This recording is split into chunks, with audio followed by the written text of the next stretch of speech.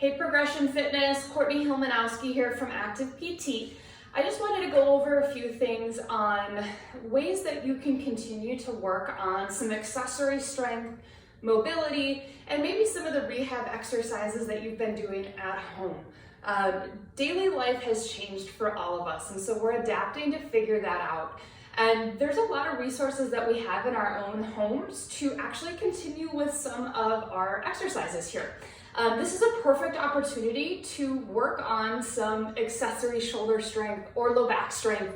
We have a little bit more time to program that in and make it part of your daily routine. Again, as always, this is not medical advice, and so this is more on things to do to enhance what you already have been doing through your programming with progression. If you have pain or you're having sharp pain, it's lingering, that's definitely something that you want to get checked out. And one thing that you can do is we're offering telehealth visits, and so you don't necessarily have to go in to see one of us. We can assist you via the computer or via the phone to help manage some of your symptoms. So if that's something you're interested in, please let me know. But I'm going to show you a couple things that you can add in just in your daily life, okay? So one of the first things that we can do is work on our low back strength. One of the biggest things we see in the clinic is that when we're doing our heavy deadlifts or some of our other posterior chain intensive movements, sometimes our low back muscles are not as strong as they could be. And so one of the ways that we can work on addressing that low back strength is through what we call a reverse hyper or reverse hyperextension.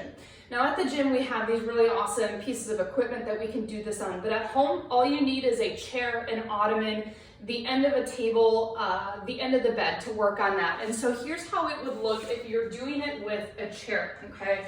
So you're gonna go ahead and bring your hip creases right to the edge of that chair, and you're gonna lean over the chair here and set yourself up in nice form. Then what you're gonna do is either brace underneath the chair or onto the legs, and we're working on bringing our legs back and holding up. Now what I'm doing here is I'm really activating through my lumbar extensor muscles here. And the goal would be is see how long you can hold this. Do this to fatigue, really isolate out those lumbar extensor muscles. And this is a great opportunity to get four to 5 sets into fatigue. It'll sneak up on you. These are hard, okay? And the next thing that I want to show you, I'm gonna get the chair out of the way here, is gonna be for ankle mobility. So we've done this a lot in some of our other videos, but ways that you can do this at home if you don't have a box or the bands are too heavy to be hooking up into your door. A lot of you went home with various equipment, whether it's plates, kettlebells, dumbbells. You can do the same exact thing in a half kneeling position. So what you'll do is you'll take the ankle that you're working on that dorsiflexion with, putting the weight on the very end of the knee. And again, I'm in this half kneeling position.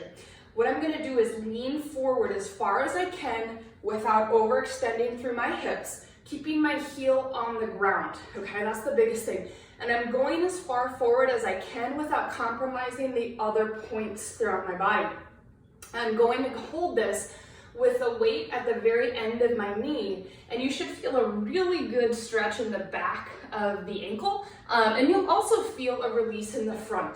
Holding this for 3, 4, 5 minutes, put this on while you're watching a Netflix series that you're binging, you'll get really nice and mobile ankles, okay? The other thing that I want to show you is for some glute strength. If you didn't take a hip circle band home with you or don't have other bands, a great way to really isolate out those glutes is going to be a single leg bridge with weight, okay? So what this is gonna look like, I'm laying on the floor here, and I'm gonna take my kettlebell, dumbbell, plate, whatever you have, find something. It can be an odd object. And we're gonna place that on the side or the side that I'm working on here, okay? So I'm gonna be laying on the floor, my weight's on that hip. I am going to dig my heel in and lift up on my toes. That's really gonna activate the heel.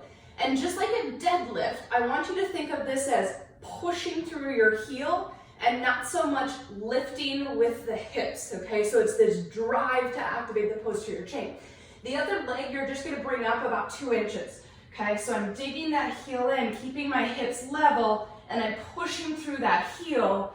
You're really gonna feel that in the hamstrings and the glutes. So that's a really great one to add in.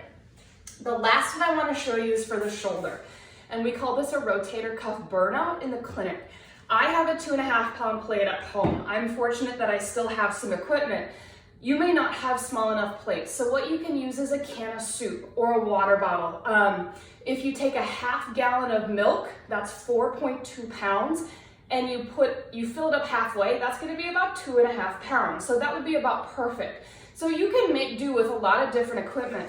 But here's what this is gonna look like. I'm laying on my side, okay, and I've taken my plate. The first thing that I'm gonna do is go into what we call shoulder flexion. And I'm coming up and back down. I'm not dipping under, I'm trying to stay horizontal with the ground, okay? I'm gonna do that until I feel fatigued or tired. And then I'm going to immediately go into what we call horizontal abduction. So I'm gonna come out at a 90-degree angle, and then I'm gonna go knuckles straight up towards ceiling, or plate straight up to ceiling. And again, I'm gonna do that until I start to feel tired, okay? Immediately after that, I'm gonna go right into external rotation. So elbows pinned in by my side, and I'm just bringing that plate up to level with the horizon, okay? So coming up and rotating up. Again, I'm going to fatigue. You're gonna start to feel this pretty quickly, and we do them right in a row to really hammer out that rotator cuff. So again, these are options on things that you can be working on at home. It's not medical advice. It doesn't apply to everyone. So if you have pain or it's something that's limiting you from being able to work out, please reach out to me. I'm here to help you out in this time. But if you're just looking for some additional accessory movements to add in, these are some awesome things that you can do at home without a ton of equipment. So good luck. I'm thinking about you guys. We have an amazing staff, we had the amazing ability to work with an amazing staff at Progression Fitness, and we're lucky to have them. So use them as resources, reach out to me as resources. We're here to get through this together. Talk to you guys soon. Bye.